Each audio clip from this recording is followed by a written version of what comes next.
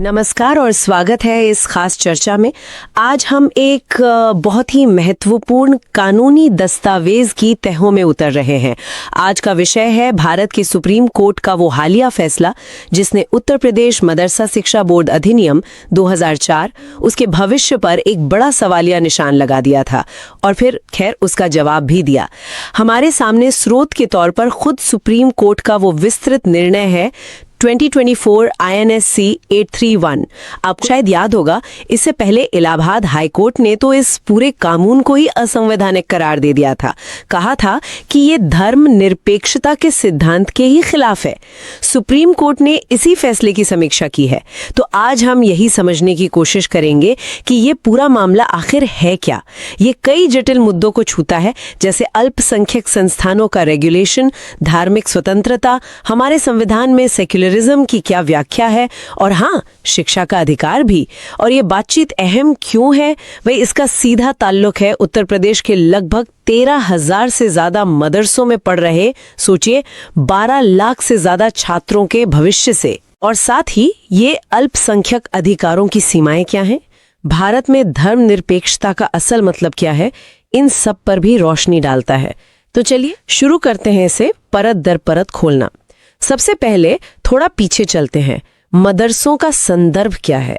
भारत में इनका इतिहास तो बहुत पुराना है, कहते हैं तुगलक वंश तक जाता है। हाँ बिल्कुल, काफी पुराना इतिहास है।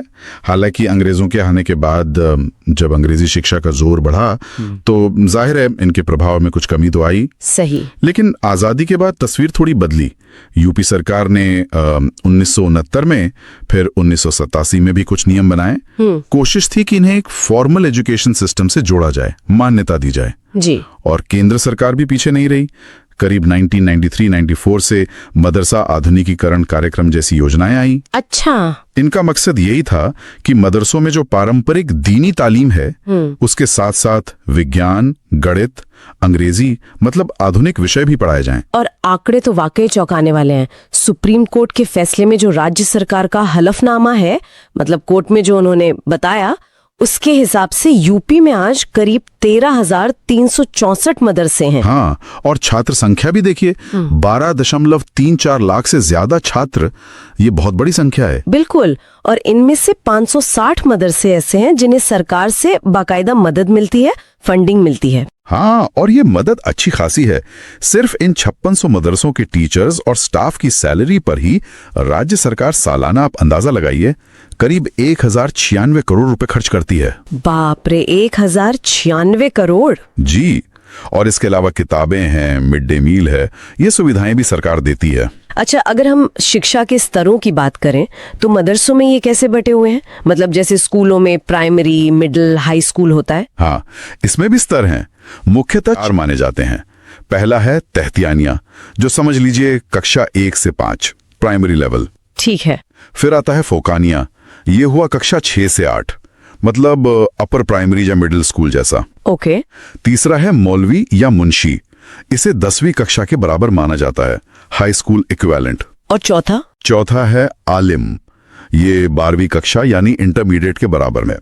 और यहाँ ये बात खास है कि आलिम का जो सिलेबस है वो काफी हद तक UPSCRT, मतलब राज्य की जो अपनी एजुकेशन काउंसिल है, उसके मानकों के हिसाब से। इसमें मॉडर्न सब्जेक्ट्स भी शामिल हैं।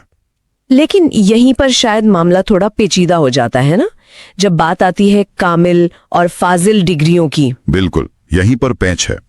कामिल को ग्रेजुएशन के बराबर और फाजिल को पोस्ट ग्रेजुएशन के बराबर माना जाता रहा है। यूपी सरकार ने कोर्ट में साफ कहा कि उनकी नजर में, खासकर सरकारी नौकरियों के लिए, ये रेगुलर ग्रेजुएशन या पोस्ट ग्रेजुएशन के बराबर नहीं है। अच्छा, मतलब सरकार इन्हें डिग्री नहीं मानती। वो इन्हें मुख्य रूप से अरबी, फारसी और धार्मिक अध्ययन के लिए न्यूनतम योग्यता मानती है, पूरी तरह यूनिवर्सिटी डिग्री नहीं। लेकिन यही एक दिलचस्प मोड़ है। UGC यानी यूनिवर्सिटी ग्रांट्स कमीशन, जो देश में हायर एजुकेशन के स्टैंडर्ड देखती है, उसने मार्च 2014 में एक नोटिफिकेशन निकाला था। हाँ, और उस नोटिफिकेशन की लिस्ट में फाजिल और कामिल को बाकायदा डिग्री के तौर पर शामिल किया गया था। नाम बेशक उर्दू, फारसी, अरबी में थे, पर स्टेटस डिग्री का था। ओह, तो ये तो विरोधाभास हो गया। राज्य सरकार कह रही है डिग्री नहीं है, UGC कह रही है डिग्री है। एग्जैक्टली। और यही विरोधाभास आगे चलकर सुप्रीम कोर्ट के फैसले में एक बहुत महत्वपूर्ण बिंदु बना। चलिए अब सीधे उस कानून पर आते हैं जो इस पूरे विवाद के केंद्र में है। उत्तर प्रदेश मदरसा शिक्षा बोर्ड अधिनियम 2004। ये लाया क्यों गया था? सरकार ने क्या उद्देश्य बताए थे? देखिए, ऑफिशियली तो कहा गया कि मदरसों को चलाने में जो दिक्कतें आ रही हैं उन्हें दूर करना है, शिक्षा की क्वालिटी सुधारनी है, छात्रों को बेहतर सुविधाएं देनी है, ये सब इसके उद्देश्य बताए गए। और इसी कानून से बना उत्तर प्रदेश मदरसा शिक्षा बोर्ड। इसकी बनावट पर हाईकोर्ट ने काफी सवाल उठाए थे, जहां तक मुझे याद है। हाँ बिल्कुल, हाईकोर्ट को बोर्ड की संरचना में जो धार्मिक प्रतिनिधित्व था उस पर आपत्ति थी। इसके अध्यक्ष राज्य सरकार द्वारा नॉमिनेटेड एक मुस्लिम शिक्षाविद होते हैं। सदस्यों में फिर अल्पसंख्यक कल्याण निदेशक, रामपुर सरकारी ओरिएंटल कॉलेज के प्रिंसिपल, असेंबली और काउंसिल से एक सुन्नी और शिया मुस्लिम विधायक, एनसीईआरटी का एक प्रतिनिधि। एनसीईआरटी भी? हाँ, एनसीईआरटी का प्रतिनिधि, फिर सरकार द्वारा नामित सुन्नी और शिया संस्थानों के हेड और टीचर्स, एक साइंस या तिब यूनानी मेडिसिन का टीचर और कुछ सरकारी अधिकारी। तो हाईकोर्ट ने कहा कि ये तो धर्म के आधार पर बना बोर्ड है, ये सेकुलरिज्म के खिलाफ है। और इस बोर्ड के काम क्या क्या थे, मतलब पावर्स क्या थी? कानून की धारा 9 में काम बताए गए थे और वो काफी सारे थे। तहनिया से लेकर फाजिल तक के लिए सिलेबस और किताबें तय करना, हाई स्कूल इंटरमीडिएट लेवल के लिए अरबी, उर्दू, फारसी की किताबें चुनना, एग्जाम करवाना, डिग्री डिप्लोमा देना भी। हाँ, डिग्री डिप्लोमा सर्टिफिकेट जारी करना, और जाहिर है मदरसों को मान्यता देना, ये सब बोर्ड के ही काम थे। यानी काफी शक्तियां थी बोर्ड के पास। जी हाँ, धारा 10 में और भी शक्तियां थी, जैसे परीक्षा रद्द करना, मान्यता वापस लेना, संस्थानों का इंस्पेक्शन करना। लेकिन हाँ, धारा 13 में राज्य सरकार को भी काफी पावर थी। सरकार बोर्ड को बाइंडिंग निर्देश दे सकती थी, जरूरत पड़ने पर बोर्ड से पूछे बिना भी नियम बनाए या बदल सकती थी। अच्छा, एक और बात, बोर्ड खुद भी नियम बना सकता था, रेगुलेशंस, लेकिन उसके लिए राज्य सरकार की मंजूरी जरूरी थी। और इसी पावर का इस्तेमाल करके 2016 में रेगुलेशंस बने थे। बाद में उनमें बदलाव करके एनसीईआरटी सिलेबस को फॉर्मली शामिल किया गया और यह भी कहा गया कि मॉडर्न सब्जेक्ट्स हिंदी या इंग्लिश मीडियम में भी पढ़ाए जा सकते हैं। तो ये तो था कानून और बोर्ड का पूरा ढांचा। अब सवाल यह है कि इसे कोर्ट में चुनौती क्यों दी गई? शुरुआत कैसे हुई इसकी? शुरुआत थोड़ी अजीब तरह से हुई। 2019 में एक पार्ट टाइम टीचर ने केस किया था अपनी नौकरी पक्की करवाने और सैलरी वगैरह के लिए। अच्छा, ये तो सामान्य सर्विस मैटर जैसा लगता है। हाँ, लगता तो है, पर सिंगल जज ने जब सुनवाई की तो उन्हें लगा कि मामला सिर्फ सैलरी का नहीं है, बल्कि इस कानून की बुनियाद पर ही कुछ गंभीर सवाल हैं। जैसे, क्या ये कानून सेक्युलरिज्म के हिसाब से ठीक है? बोर्ड में धार्मिक आधार पर सदस्य क्यों? मदरसा शिक्षा अल्पसंख्यक कल्याण विभाग के अंडर क्यों, जबकि बाकी माइनॉरिटी स्कूल शिक्षा मंत्रालय के तहत आते हैं? ये तो वाकई बुनियादी सवाल थे। बिल्कुल। तो जज साहब ने मामला बड़ी बेंच को भेज दिया और फिर किसी ने सीधे एक्ट को ही चैलेंज कर दिया। हाँ, उसके बाद एक अलग याचिका आई जिसमें सीधे सीधे मदरसा एक्ट 2004 को ही असंवैधानिक घोषित करने की मांग की गई। दलील दी गई कि यह संविधान के अनुच्छेद 14 समानता, 15 भेदभाव का निषेध और खासकर अनुच्छेद 21A शिक्षा के अधिकार का उल्लंघन करता है। और तब आया इलाहाबाद हाईकोर्ट का वो फैसला जिसने काफी हलचल मचाई थी। जी, 22 मार्च 2024 को हाईकोर्ट की डिवीजन बेंच ने फैसला सुनाया और पूरे मदरसा एक्ट को ही अनकॉन्स्टिट्यूशनल यानी असंवैधानिक करार दे दिया। पूरा एक्ट? हाँ, पूरा का पूरा। कोर्ट ने कहा कि यह कानून धर्मनिरपेक्षता के मूल ढांचे के खिलाफ है, आर्टिकल 14, 21, 21A का उल्लंघन करता है और यूजीसी एक्ट 1956 की धारा 22 के भी खिलाफ है। और उन्होंने छात्रों का क्या करने को कहा? हाईकोर्ट ने तो यहां तक कह दिया कि मदरसों में जो बच्चे पढ़ रहे हैं उन्हें राज्य के रेगुलर सरकारी स्कूलों में शिफ्ट किया जाए। ओह, ये तो बहुत बड़ा फैसला था। इसने तो समझिए पूरे मदरसा सिस्टम पर ही एक तरह से रोक लगा दी थी। फिर मामला सुप्रीम कोर्ट गया। अब आते हैं सुप्रीम कोर्ट के विश्लेषण पर। सुप्रीम कोर्ट ने हाईकोर्ट के तर्कों को कैसे देखा? सबसे पहले वो धर्मनिरपेक्षता वाली बात। हाईकोर्ट ने कहा एक्ट सेक्युलर नहीं है। सुप्रीम कोर्ट का क्या कहना था इस पर? यहीं पर सुप्रीम कोर्ट ने एक बहुत अहम फर्क समझाया। कोर्ट ने कहा कि देखिए, भारत में जो सेक्युलरिज्म है वो नेगेटिव नहीं है कि सरकार धर्म से बिल्कुल अलग थलग रहे, बल्कि ये पॉजिटिव सेक्युलरिज्म है। पॉजिटिव सेक्युलरिज्म, इसका मतलब ये कि सरकार सभी धर्मों का बराबर सम्मान करे, धार्मिक सहिष्णुता दिखाए और अगर जरूरत पड़े तो अल्पसंख्यकों के संरक्षण और उनकी तरक्की के लिए खास कदम भी उठाए।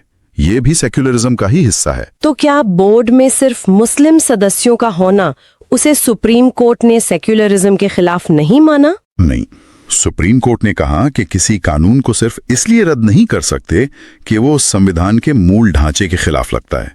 चुनौती किसी खास संवैधानिक प्रावधान के उल्लंघन पर होनी चाहिए, जैसे कोई मौलिक अधिकार या बनाने की शक्ति ना होना। सिर्फ इसलिए कि बोर्ड में अल्पसंख्यक समुदाय के सदस्य हैं, वो कानून अपने आप में गैर धर्मनिरपेक्ष नहीं हो जाता, खासकर जब कानून बना ही अल्पसंख्यक समुदाय की शिक्षा के लिए हो। कोर्ट ने इसे अल्पसंख्यकों के लिए वास्तविक समानता या सब्सटैंटिव इक्वालिटी लाने की कोशिश माना। अच्छा, और अनुच्छेद 30 का क्या, जो अल्पसंख्यकों को अपने संस्थान चलाने का अधिकार देता है? हाईकोर्ट ने शायद इसे भी मुद्दा बनाया था। हाँ, अनुच्छेद 30 बहुत जरूरी है यहाँ। ये अल्पसंख्यकों को अपनी पसंद के एजुकेशनल इंस्टीट्यूट बनाने और चलाने का अधिकार देता है। सुप्रीम कोर्ट ने फिर से दोहराया कि यह अधिकार एब्सोल्यूट नहीं है, मतलब असीमित नहीं है। मतलब सरकार कुछ नियम तो बना सकती है। बिल्कुल, राज्य सरकार क्वालिटी बनाए रखने के लिए, टीचर्स की योग्यता तय करने के लिए, सुविधाओं के मानक तय करने के लिए नियम बना सकती है। शर्त बस ये है कि इन नियमों से उस संस्था का जो अल्पसंख्यक चरित्र है वो खत्म ना हो। ये संतुलन साधना काफी मुश्किल होता होगा। मतलब राज्य क्वालिटी के नाम पर रेगुलेट करे, पर इतना नहीं कि मदरसा चलाने का तरीका ही बदल जाए। हाँ, ये एक बारीक रेखा है।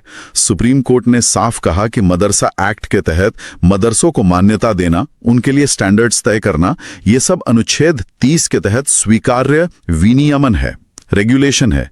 ये कुप्रबंधन यानी मैल एडमिनिस्ट्रेशन को रोकने के लिए है, न कि संस्थान के प्रशासन यानी एडमिनिस्ट्रेशन में सीधा दखल। इसलिए कोर्ट ने माना कि एक्ट अनुच्छेद 30 का उल्लंघन नहीं करता। ठीक है, तो धर्मनिरपेक्षता और अनुच्छेद 30 वाली बात सुप्रीम कोर्ट ने खारिज कर दी। अब आते हैं अनुच्छेद 21A पर, यानी शिक्षा का अधिकार। हाईकोर्ट ने कहा था कि मदरसा एक्ट इसका भी उल्लंघन करता है। इस पर सुप्रीम कोर्ट का क्या रुख था? इस दलील को भी सुप्रीम कोर्ट ने नहीं माना और इसके दो मुख्य कारण दिए। पहला तो ये कि जो खुद शिक्षा का अधिकार कानून है, RTE एक्ट 2009, उसकी धारा 1(5) साफ कहती है कि ये कानून मदरसों, वैदिक पाठशालाओं जैसे संस्थानों पर लागू ही नहीं होता। अच्छा, तो जब RTE एक्ट लागू ही नहीं होता तो मदरसा एक्ट उसका उल्लंघन कैसे कर सकता है? ये तो सीधा तर्क है। बिल्कुल। और दूसरा कारण, सुप्रीम कोर्ट ने अपने ही पुराने फैसले का जिक्र किया, Pramati educational and cultural trust मामला। उसमें कोर्ट पहले ही कह चुका है कि RTE एक्ट अनुच्छेद 30 के तहत अल्पसंख्यकों को जो अपने संस्थान चलाने का मौलिक अधिकार मिला है, उसे खत्म या कम नहीं कर सकता। तो सुप्रीम कोर्ट ने कहा कि राज्य सरकार मदरसा एक्ट के जरिए क्या कर रही है, वो शिक्षा की गुणवत्ता सुधारने की कोशिश कर रही है, और ऐसा करके वो अनुच्छेद 21A जिसमें अच्छी शिक्षा की बात है और अनुच्छेद 30 जो अल्पसंख्यक अधिकार है के बीच एक संतुलन बनाने की कोशिश कर रही है। तो मौलिक अधिकारों के उल्लंघन वाले जो आधार हाईकोर्ट ने दिए थे, वो सुप्रीम कोर्ट ने नहीं माने। अब एक और बड़ा सवाल बचा, क्या यूपी सरकार के पास ये कानून बनाने की शक्ति ही थी? मतलब लेजिस्लेटिव कॉम्पिटेंस का मुद्दा। हाँ, ये बहुत ही क्रिटिकल पॉइंट था और इस पर सुप्रीम कोर्ट ने माना कि हाँ, राज्य सरकार के पास ये कानून बनाने की शक्ति थी। किस आधार पर? आधार है संविधान की 7वीं अनुसूची। उसमें 3 लिस्ट हैं, यूनियन, स्टेट और कॉन्करेंट। शिक्षा जो है वो लिस्ट 3 यानी समवर्ती सूची, जिसे कॉन्करेंट लिस्ट कहते हैं, कि एंट्री 25 में आती है। और समवर्ती सूची के विषयों पर केंद्र और राज्य दोनों कानून बना सकते हैं। लेकिन क्या मदरसा शिक्षा को, जिसमें धार्मिक पढ़ाई भी होती है, उसे इस एंट्री 25 वाली शिक्षा में गिना जा सकता है? सुप्रीम कोर्ट ने कहा हाँ, शिक्षा शब्द का अर्थ व्यापक है और इसमें मदरसा शिक्षा भी शामिल है। और जैसा हमने अभी डिस्कस किया, क्योंकि RTE एक्ट जो केंद्र का कानून है मदरसों पर लागू नहीं होता, तो राज्य के मदरसा एक्ट और केंद्र के किसी कानून में कोई सीधा टकराव, जिसे रिपग्नेंसी कहते हैं, वो भी नहीं था, कम से कम स्कूली शिक्षा के लेवल तक। यहाँ तक तो सब ठीक लग रहा है। ऐसा लग रहा है जैसे सुप्रीम कोर्ट ने हाई कोर्ट के फैसले को पूरी तरह पलट दिया। लेकिन आपने शुरू में कहा था कि कहानी में एक मोड़ है, शायद वो मोड़ आने वाला है। बिल्कुल सही पकड़ा आपने, यहीं पर पूरा मामला घूम गया। देखिए, समवर्ती सूची की जो एंट्री 25 है, जिसके तहत राज्य ने मदरसा एक्ट बनाया, वो खुद एंट्री 66 जो कि संघ सूची यानी लिस्ट 1 में है, उसके अधीन है, सब्जेक्ट टू है। अच्छा, इसका क्या मतलब हुआ? ये एंट्री 66 क्या चीज है? एंट्री 66 केंद्र सरकार को एक खास शक्ति देती है। ये शक्ति है हायर एजुकेशन की इंस्टीट्यूशंस में या रिसर्च और साइंटिफिक टेक्निकल इंस्टीट्यूशंस में स्टैंडर्ड्स को कोऑर्डिनेट करना और तय करना। मतलब आसान भाषा में कहें तो पूरे देश में हायर एजुकेशन का स्टैंडर्ड क्या होगा, ये तय करने का अधिकार मुख्य रूप से केंद्र के पास है। और इसी शक्ति का इस्तेमाल करके संसद ने बनाया है यूनिवर्सिटी ग्रांट्स कमीशन यानी यूजीसी एक्ट 1956। और यूजीसी एक्ट वो डिग्री देने के बारे में कुछ कहता है? हाँ, बहुत साफ तौर। यूजीसी एक्ट की धारा 22 है जो ये कहती है कि डिग्री देने का अधिकार सिर्फ उन्हीं संस्थानों को है जो या तो किसी केंद्र या राज्य कानून के तहत बनी यूनिवर्सिटी हो या जिन्हें यूजीसी एक्ट की धारा 3 के तहत डीम्ड यूनिवर्सिटी का दर्जा मिला हो, या फिर जिन्हें संसद के किसी कानून ने खास तौर पर यह अधिकार दिया हो। और हमने पहले बात की थी कि यूजीसी ने 2014 में फाजिल और कामिल को अपनी लिस्ट में डिग्री माना था। एग्जैक्टली। तो अब तस्वीर साफ हो जाती है ना? मदरसा एक्ट 2004 के वो सारे प्रावधान जैसे धारा 9A, 9E, 9F, 9 जो यूपी मदरसा बोर्ड को फाजिल और कामिल डिग्री के लिए सिलेबस तय करने, एग्जाम लेने और उन्हें देने या रेगुलेट करने की पावर देते हैं। हाँ, वो सीधे सीधे केंद्र के कानून यानी यूजीसी एक्ट की धारा 22 से टकरा रहे थे। राज्य सरकार ऐसा कानून नहीं बना सकती थी जो केंद्र के एक्सक्लूसिव डोमेन यानी हायर एजुकेशन के स्टैंडर्ड तय करने वाले क्षेत्र में दखल दे। ओहो, तो ये था वो पेज। मतलब सुप्रीम कोर्ट ने माना कि मदरसा एक्ट पूरा का पूरा असंवैधानिक नहीं है, लेकिन उसके सिर्फ वो हिस्से जो हायर एजुकेशन यानी फाजिल और कामिल डिग्री से जुड़े हैं वो राज्य सरकार की बनाने की शक्ति से ही बहा थे, क्योंकि वो मामला केंद्र के पाले में था। बिल्कुल सटीक। और अब यहां पर एक और कानूनी सिद्धांत, एक डॉक्ट्रिन काम में आई, पृथक्करणीयता का सिद्धांत या डॉक्ट्रिन ऑफ सेवरेबिलिटी। इसका क्या मतलब है? मतलब अगर कानून का एक हिस्सा गलत है तो क्या पूरा कानून ही रद्द हो जाता है? नहीं, हमेशा नहीं। ये सिद्धांत जो हमारे संविधान के अनुच्छेद 13(2) और कई पुराने जजमेंट से निकला है, जैसे आरएमडी चमारबाग वाला केस, ये कहता है कि अगर किसी कानून का कोई हिस्सा असंवैधानिक पाया जाता है तो कोर्ट को देखना होता है कि क्या उस गलत हिस्से को बाकी सही हिस्से से अलग किया जा सकता है। अच्छा। और अगर वो बचा हुआ सही हिस्सा अपने आप में एक पूरी काम करने लायक स्कीम बनाता है तो सिर्फ गलत हिस्से को हटाया जाएगा, पूरे कानून को नहीं। जैसे कहते हैं ना, गेहूं को घुन से अलग करना। तो सुप्रीम कोर्ट ने पाया कि फाजिल और कामिल डिग्री वाले हिस्सों को मदरसा एक्ट से अलग किया जा सकता है। हाँ, सुप्रीम कोर्ट ने यही माना। उन्होंने कहा कि अगर हम ये हायर एजुकेशन डिग्री वाले प्रावधान हटा भी दें तो भी मदरसा एक्ट का जो मुख्य उद्देश्य है यानी इंटरमीडिएट यानी आलिम लेवल तक मदरसा शिक्षा को रेगुलेट करना, उसकी क्वालिटी सुधारना, उसे मान्यता देना, वो तो बना रहता है। एक्ट का बचा हुआ हिस्सा अपने आप में कंप्लीट कोड है और लागू किया जा सकता है। इसलिए हाई कोर्ट का जो फैसला था कि पूरा एक्ट ही रद्द कर दो, वो सही नहीं था। सुप्रीम कोर्ट ने कहा कि ये तो गेहूं के साथ घुन पीसने जैसा हो गया। उन्होंने सिर्फ फाजिल और कामिल से जुड़े प्रावधानों को असंवैधानिक ठहराया और बाकी एक्ट को बहाल कर दिया। चलिए, इस पूरी लंबी चर्चा और सुप्रीम कोर्ट के फैसले को अगर हम संक्षेप में समेटे तो मुख्य बातें क्या निकली? पहली बात, यूपी मदरसा एक्ट 2004 मोटे तौर पर संवैधानिक है। ये धर्मनिरपेक्षता या अनुच्छेद 21A का उल्लंघन नहीं करता। सही। दूसरी बात, ये अनुच्छेद 30 के तहत अल्पसंख्यक संस्थानों का एक स्वीकार्य रेगुलेशन है, उनके प्रशासन में सीधा हस्तक्षेप नहीं। बिल्कुल। तीसरी बात, राज्य सरकार के पास समवर्ती सूची एंट्री 25 के तहत इसे बनाने की विधायी शक्ति थी। लेकिन, और ये सबसे अहम है चौथी बात, एक्ट के सिर्फ वो प्रावधान जो फाजिल और कामिल डिग्री यानी हायर एजुकेशन से जुड़े हैं वे असंवैधानिक हैं। क्यों? क्योंकि ये विषय केंद्र सरकार के अधिकार क्षेत्र संघ सूची एंट्री 66 और यूजीसी एक्ट में आता है। करेक्ट। और पांचवी और आखिरी बात, इन असंवैधानिक हिस्सों को बाकी एक्ट से अलग किया जा सकता है पृथक्करणीयता के सिद्धांत के तहत। इसलिए सिर्फ इन्हीं हिस्सों को रद्द किया गया और बाकी एक्ट जो आलिम स्तर तक के रेगुलेशन से जुड़ा है उसे लागू रखा गया। और इसी आधार पर सुप्रीम कोर्ट ने हाई कोर्ट का पूरा फैसला ही रद्द कर दिया। हमें बिल्कुल सही तरीके से इसे समराइज किया है।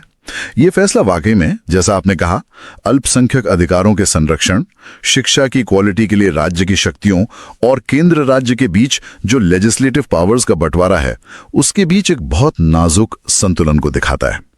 ये दिखाता है कि अल्पसंख्यक संस्थान अपनी ऑटोनॉमी रख सकते हैं, पर राज्य क्वालिटी के लिए मानक तय कर सकता है, बशर्त यह है कि राज्य उन एरिया में ना जाए जो खास तौर पर केंद्र के लिए रिजर्व हैं, जैसे कि डिग्री देने के मानक।